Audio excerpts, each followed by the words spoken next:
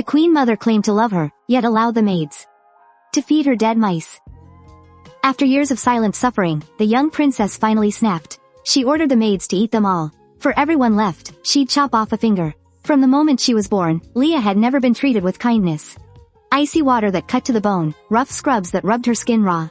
When changing her clothes, they'd viciously prick her with needles. When combing her hair, they'd deliberately scrape her scalp. She never questioned it, nor did she resist, because she knew she was despised. She was the illegitimate daughter, born of the emperor's affair with his lover, Senneval. Betraying the empress while she was in labor. Her half-siblings couldn't stand the sight of her. The servants looked down on and abused her. Her own mother used her to climb the social ladder. For the first time, Leah resented being her mother's daughter. I'm the one who gets beaten black and blue. The crown prince is the one who did wrong. So why should I be the one to feel guilty? She repeatedly told herself, I'm not bad. I've never done anything wrong. But when the servants surrounded her with their cold gazes, those thoughts would vanish into thin air. Her mother once held her and comforted her. You are the fruit of true love. Don't pay any mind to what others say. Leah had once believed this wholeheartedly, trying desperately to live with dignity. But now, with her mother gone, she was surrounded only by whispers of how benevolent the late empress was. And how painfully she had died. The head that was always held high began to shrink back. Her gaze unconsciously drifted to the floor. The servants, sensing this change, grew even more cruel. Every time she walked through the corridors, the sound of their hushed gossip was like a knife. But thinking about how her birth caused so much pain, Leah felt she deserved to endure this injustice. Until, finally, their torment crossed a line she could no longer bear. One day, about 2 seasons after entering the palace, Leah went downstairs for breakfast. A rich, flavorful bowl of hot stew was brought to her, no longer the cold, thin, rainwater-like soup of the past. There were even more servants attending to her. Could it be that they've finally decided to stop punishing me? Are they willing to show me a little kindness? Shamefully, she felt her eyes grow hot. She brought a spoonful to her lips. The long-forgotten taste of hot food unleashed a wave of ravenous hunger. Just as she was about to savor it, a burst of snickering erupted behind her. Leah whipped her head around, a sense of foreboding washing over her. The maids all had their heads bowed, their faces taut, but their mouths were clearly twitching. She stirred the bowl with her spoon, and a nauseating, rotten stench filled the air. Soaking in the thick stew was a bloated, gray mouse, its mouth agape. Floating limply, Leah couldn't even scream. She tumbled from her chair to the floor and vomited the stew all over the ground. The rotten smell grew stronger, and the taste of the dead mouse felt like it was stuck to her tongue. Never to fade away. She didn't know how long she knelt on the floor, dry heaving. The maids nonchalantly cleared the plates. Loneliness was nothing. In the most magnificent and extravagant palace in the world, she also had to endure hunger and cold. After that day, Leah could hardly swallow any food. She survived solely on the fruits and honey her wet nurse brought her. In just a few weeks, she became painfully thin. Several months later, Leah finally saw her mother, looking at her, as radiant as a midsummer flower. Her eyes instantly turned red. She had planned to throw a furious tantrum. I wanted to scream, to ask my mother how she could be so selfish, but as soon as I opened my mouth, a wail tore from my throat, and I sobbed like a newborn baby. I poured out everything I had been through, from the atrocities committed by the servants, to the years of cruel treatment I had been forced to endure, confessing every last detail. I told her everything, down to the very last word. Senneval sat quietly on the edge of the bed the entire time, without saying a word. I shook my mother's arm, crying and begging, Mother, please, don't let them torture me anymore. Please, make it so no one can ever hurt me again. My mother turned her head and asked, And why would I do that? The unexpected response felt like it tore the very soul from my body. Leah, this is your palace. These servants are all your property. You're already 9 years old. If you can't even manage your own things, and then throw a tantrum at your mother, what kind of behavior is that? Senneval sighed as if she was utterly disappointed. You are the emperor's daughter. I truly don't understand how you could let yourself be bullied by such insignificant, worthless things. For my daughter to be so foolish and weak, it's simply humiliating. After a moment of silence, my mother suddenly said, How about this? I will leave you a capable guard. He's someone I've trained for a long time and is absolutely reliable. If you use him well, he will be quite useful. With that, she prepared to stand up, as if the entire problem had been solved.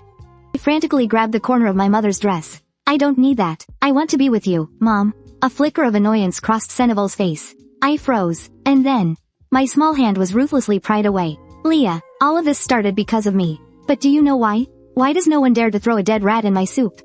Why is my bathwater always warm and fragrant? And my table always laden with food? Why do they dare to do these things to you, but wouldn't dare show me the slightest disrespect? Do you want your mother to tell you the secret? It's because they're afraid. That's why they don't dare to harbor such wicked thoughts. Some people even hold me in awe. Of course, countless others despise and look down on me. But even those people, only dare to see me as a threat to be wary of, not a target to be bullied. I am, after all, a very dangerous person. My mother stared into my eyes. In the depths of her pupils, I saw an icy coldness. Seneval left me with a final warning. Remember, a being that is both powerful and beautiful inspires both fear and desire. But something that is beautiful and weak is destined to become plunder. Especially in this palace, if you don't want to be torn apart by the beasts waiting to pounce. Then at the very least, don't let them see your weakness. Her words faded between the silk curtains.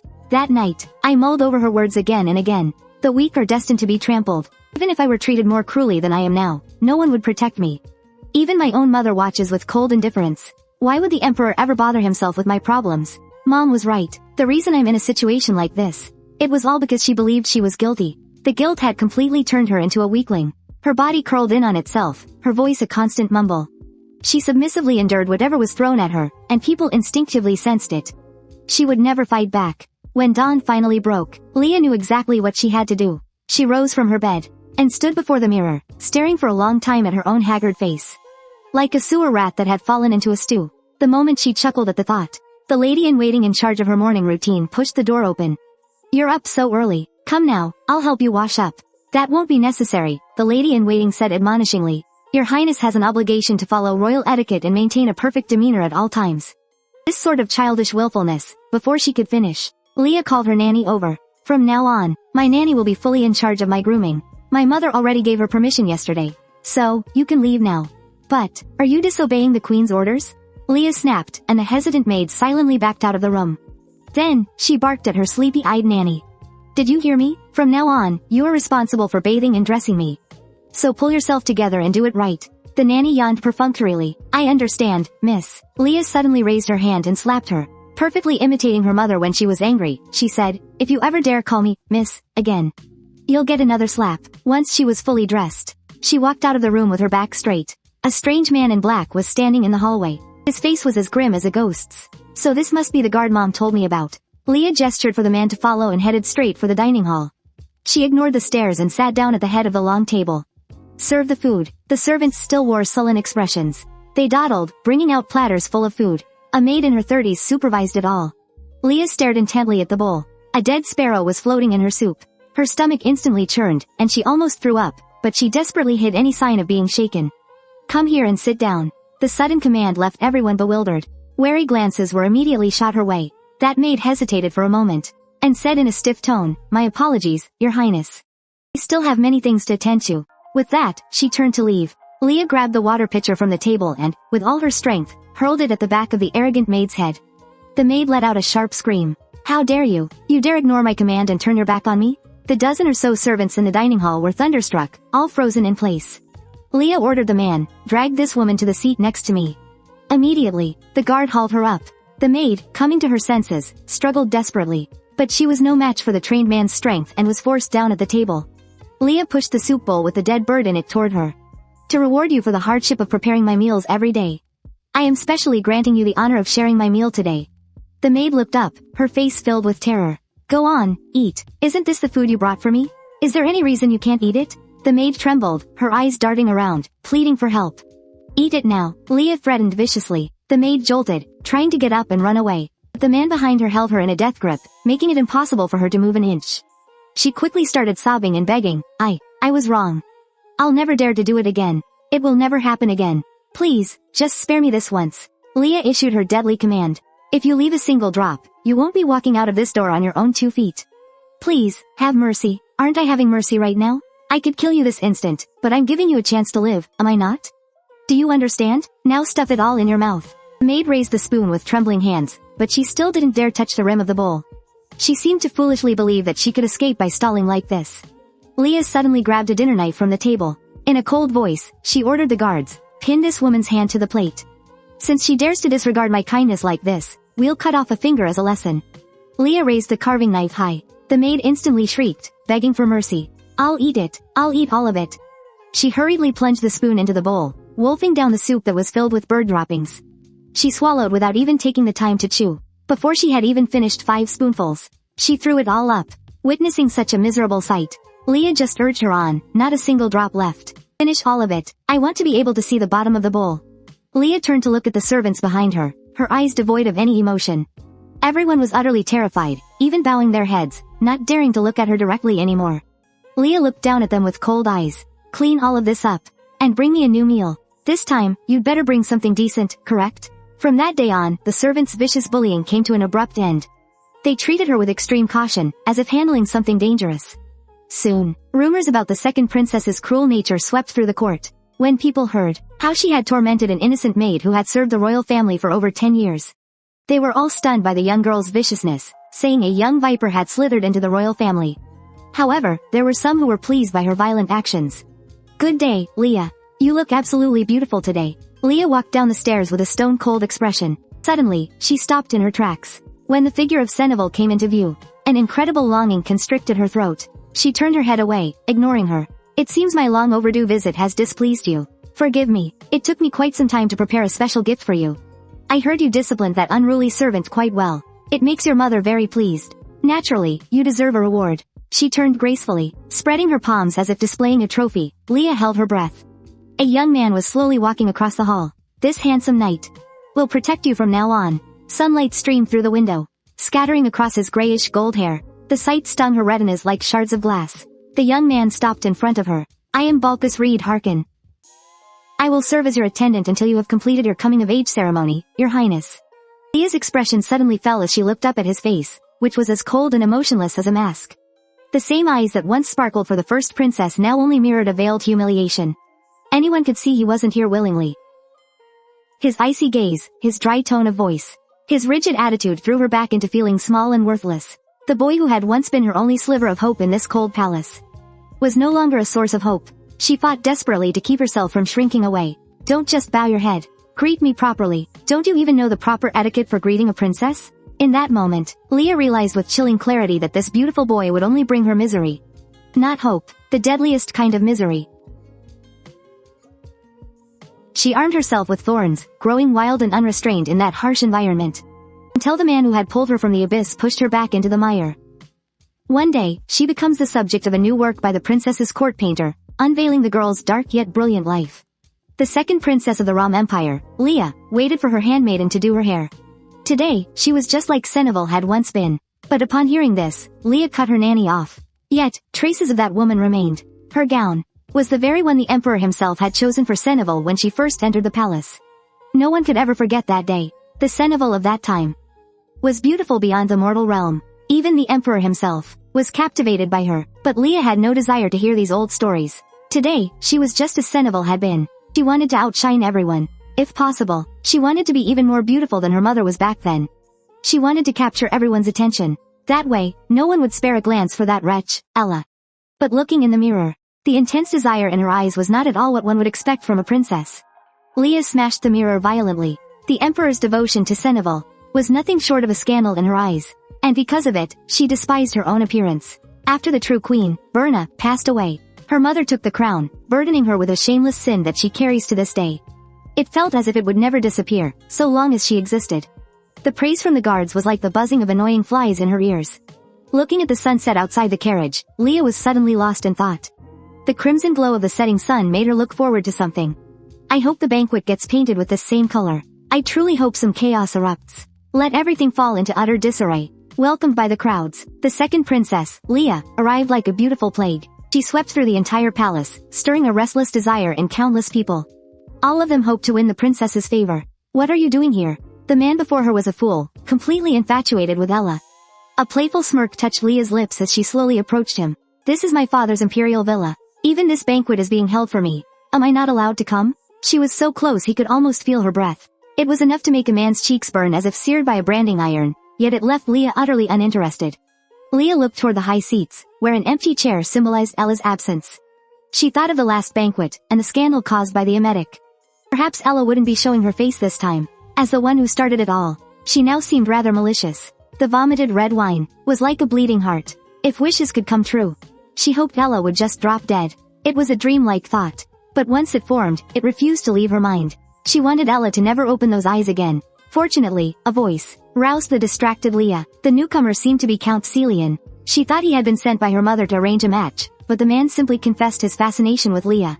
He then led Leah to survey her surroundings. In order not to be disliked by the crown prince, everyone could only pretend to steal casual glances. Everyone could only pretend to steal casual glances at Leah. Fortunately, Count Celian was already disliked by the crown prince. Being able to stand here and serve the princess was an honor he owed to Leah. The order he had received was to ensure the princess could enjoy the banquet to the fullest. I will make you shine more brightly than anyone else. So, would you grant me the honor of this dance? Looking at the hand extended before her, Leah hesitated for only a moment. Everyone expected her to shrink into a corner and remain quiet, as if she were invisible. But Leah refused to grant them their wish. In just a moment, Leah could feel the Count's exquisite dancing skill. By then, the gazes on her were no longer concealed in the slightest. Like that first beautiful plague, she swept through everyone's hearts. Leah smiled, getting her wish. Until a voice called out. His Highness the Crown Prince and the first Princess Ella have arrived, interrupting Leah's pleasant moment. Leah looked toward where the two came from. The first princess, Ella, supported by her brother, Crown Prince Gareth, slowly descended the stairs. Instantly, they attracted nobles who flocked to congratulate them. The pair smiled as they responded to each one. The moment they appeared, they replaced Leah as the center of attention in the hall. Leah suppressed her inner turmoil, forcing herself not to compare, but the rampant emotions were like a venomous snake coiled around her bones. Count Celian approached with a smile. What do you plan to do? Will you go and greet them? The knuckles of the hand Leah used to hold her wineglass trembled slightly, but her face betrayed no emotion. When she heard another voice from the entrance, her gaze locked onto the source. She couldn't look away. Balcus Harkin, commander of the Roman Empire's royal guard. Leah watched him walk into the center of the crowd. He bowed to the crown prince. And when he took Ella's hand, cracks appeared in the wineglass in Leah's hand. She couldn't accept it. Ella touching that hand. It was as if her sanity shattered in that instant. She hadn't come here just to make a pathetic exit. The next moment, Leah pushed through the crowd and appeared before everyone. Her posture was still proper, but her tone was laced with an indefinable malice. My respected brother, and my dear sister. It's so wonderful to see you recovered. But upon hearing this, Ella's expression remained placid. Thanks to you, I'm fine now. Even though I knew Leah was the one who gave me the emetic. But it was as if getting angry was a waste of energy. Leah's body couldn't stop trembling. She began to regret her last decision. Even if it meant facing severe punishment, she should have made Ella close her eyes forever. It was just that the crown prince's tone was filled with undisguised malice, which brought a familiar feeling back to Leah. She also happened to mention that her dress today was the one her mother wore when she first met His Majesty. Though father should really like this dress. Don't you agree, brother? Just then, a hand grabbed Gareth, who was on the verge of exploding. Ayla spoke calmly. Today was a very important day for her. Since Leah was here, she hoped to receive a few more blessings. Her official wedding date with Harkin was finally set for the first day of autumn. She would be heading to the east to become a member of the Harkin family. More than receiving a saint's blessing on a pilgrimage, she wanted to say a proper goodbye to Leah. That's why I held this banquet for Leah, hoping she would enjoy herself to the fullest. In front of everyone, the crimson wine in Leah's hand was thrown without hesitation at Ayla. For a moment, the hall fell deathly silent. Only Leah's voice echoed softly. She would pray every day, hoping her dear sister would soon end up looking just like this. And at that moment, a figure shot out before the crown prince could, grabbing Leah's wrist in a death grip.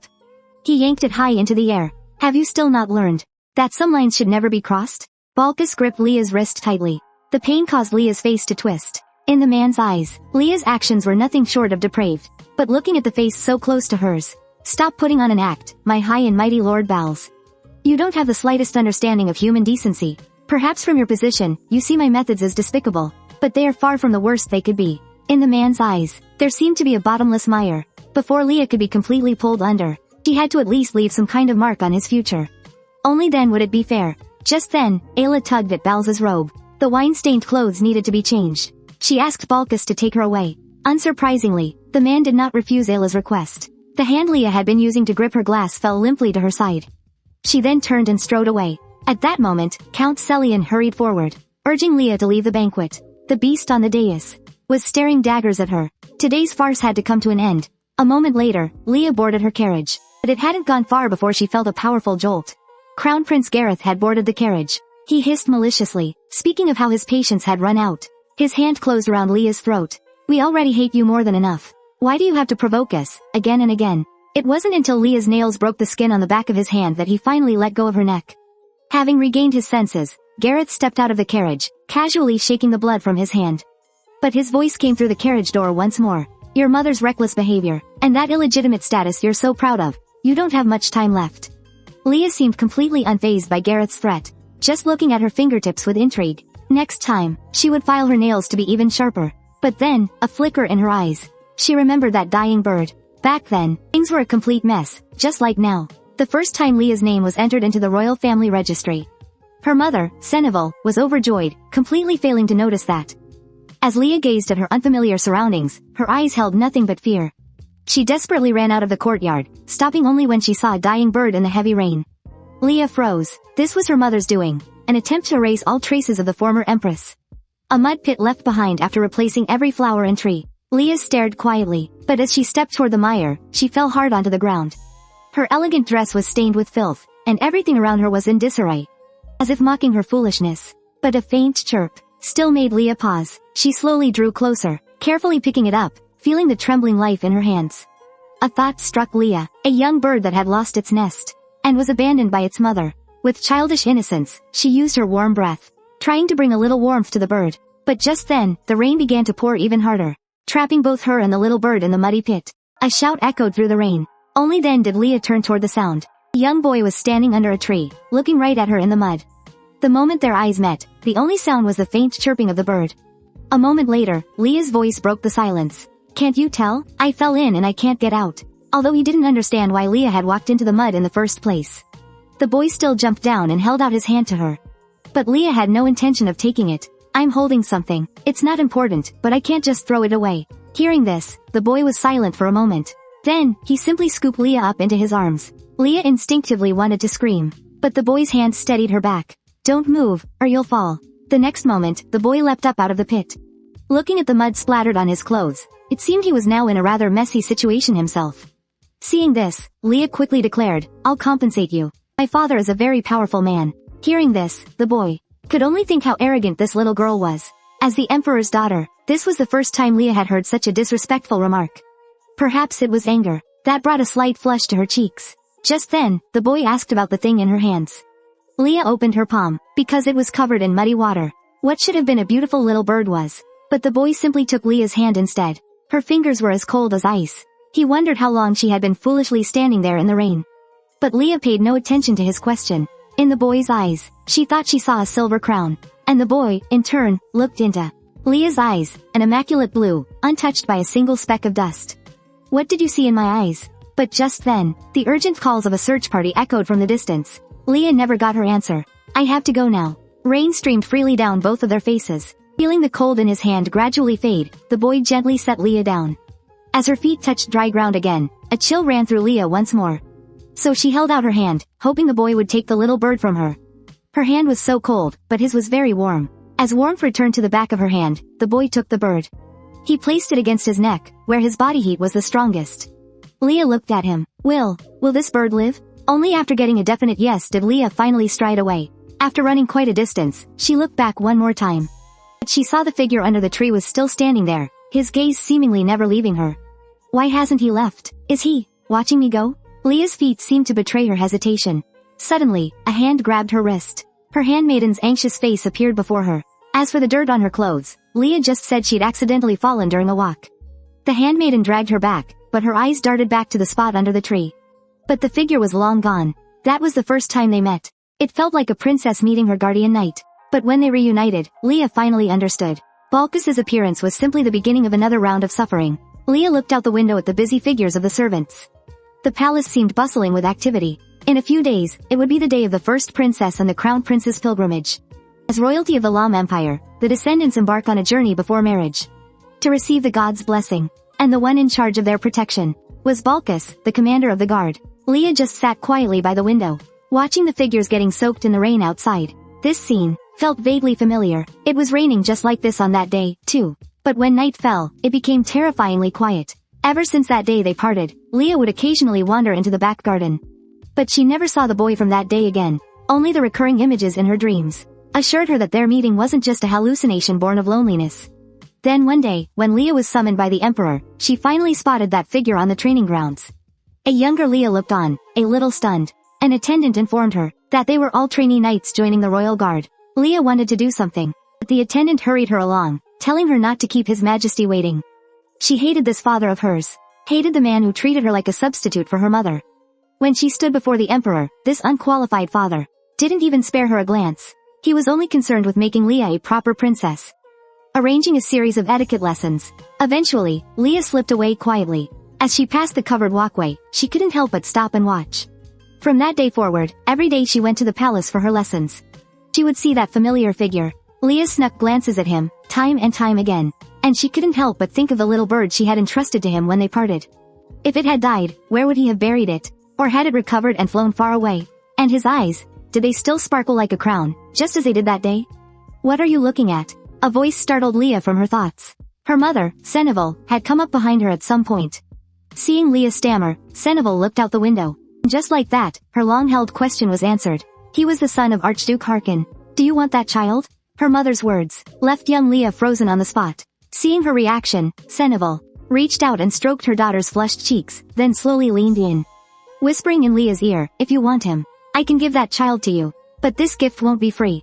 If you want a reward, you first have to make your parents happy." Just looking at the book on the windowsill made Leah feel a slight sting of pain.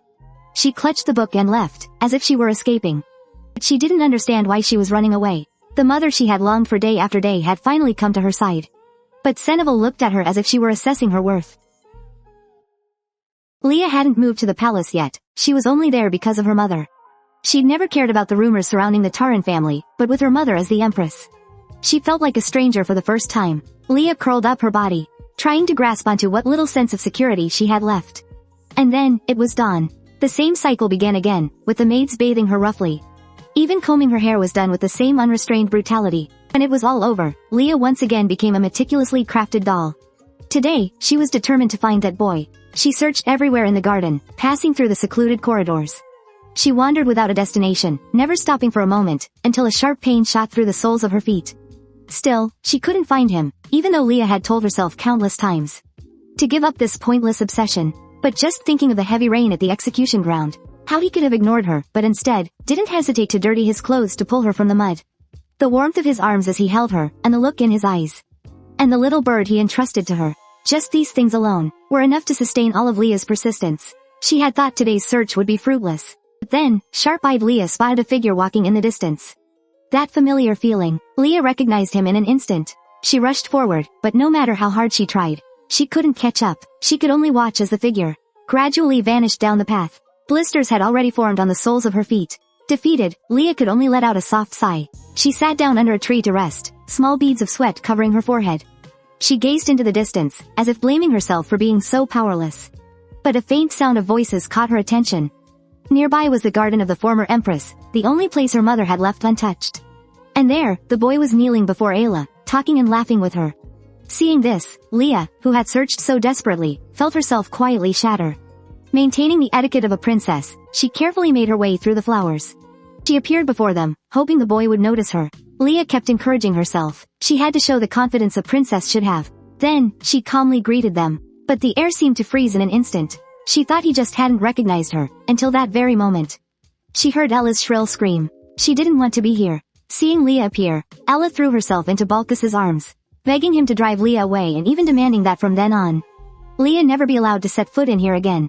Hearing this, Balkis only hesitated for a moment, before sternly ordering Leah to leave. That scene deeply wounded the young girl's pride. Leah turned around without a word, fleeing in a panic as if she had lost a battle. But she hadn't gotten far, when a hand suddenly shoved her to the ground. The immense impact and pain made her clutch her stomach. Garrett's malicious shouts rang in her ears. "An illegitimate child dares to set foot in here," he said, proceeding to punch and kick Leah. Thankfully, the guards pulled him away in time, but his voice was still filled with venom.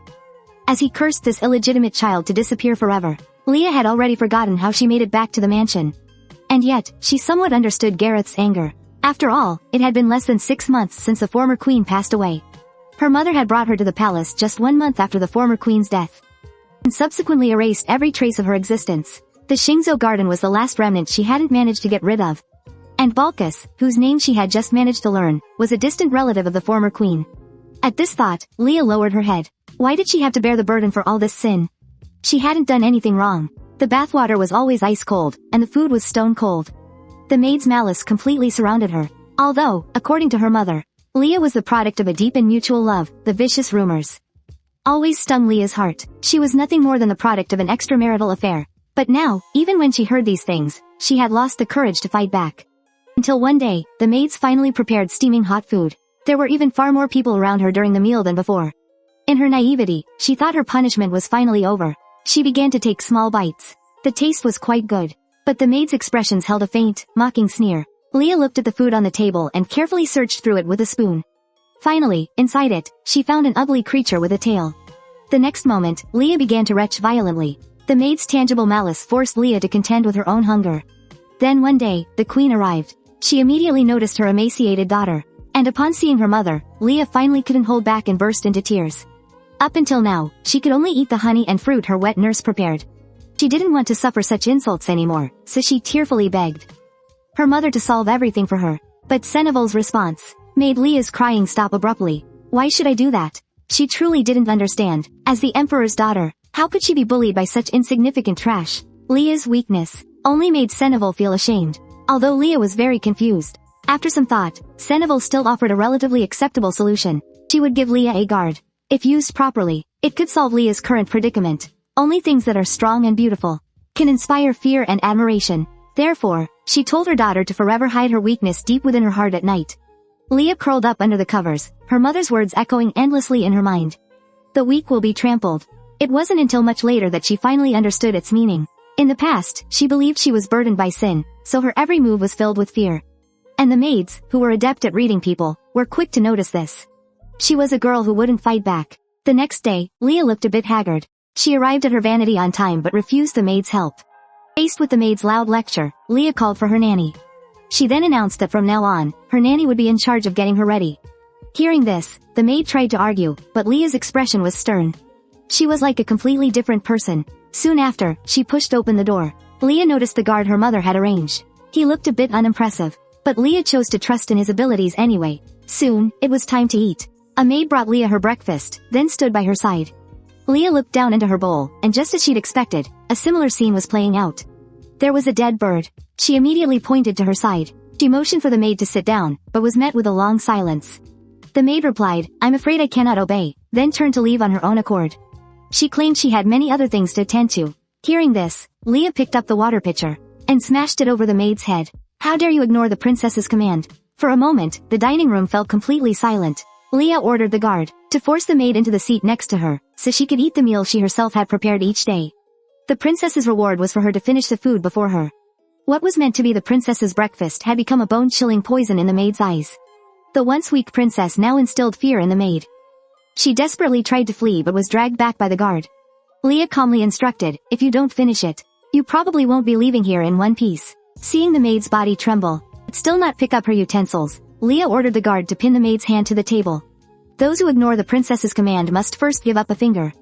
Hearing this, the maid could no longer think of anything else. Loud gulps echoed one after another through the dining room. This scene was seared into the minds of everyone else present. It was as if fear was taking root and sprouting inside them. As for Leah, she simply turned her head and gave a faint glance at the maid, who had finished eating and collapsed to her knees. "It seems I'll be needing a new breakfast." From that day on, everyone began to treat Leah with extreme caution. That is, until Seneval appeared again. Leah forced herself to turn her head, refusing to look at her. Seeing this, Seneval simply caressed her daughter's cheek. "It took me a while to prepare this gift for you. I hear you've been managing the servants very well. So, I've brought a special gift for my daughter." Following her mother's gesture with her eyes, Leah saw a familiar figure. Seneval's reward was that Balkis would protect Leah until her coming-of-age ceremony. An undeniable joy spread across Leah's face, but it only lasted for a moment. She remembered the scene in the garden that day, Balkis kneeling before Ella. The boy in whom she had placed her hopes was now on the side of the one she loathed. At this thought, Leah regained the composure of a crown princess. "Don't you even know the proper etiquette for greeting a crown princess?" Hearing her words, the boy's expression remained calm. He then properly knelt on one knee in a formal salute. It wasn't until this very moment that Leah realized with chilling clarity, this boy would become the root of all her suffering.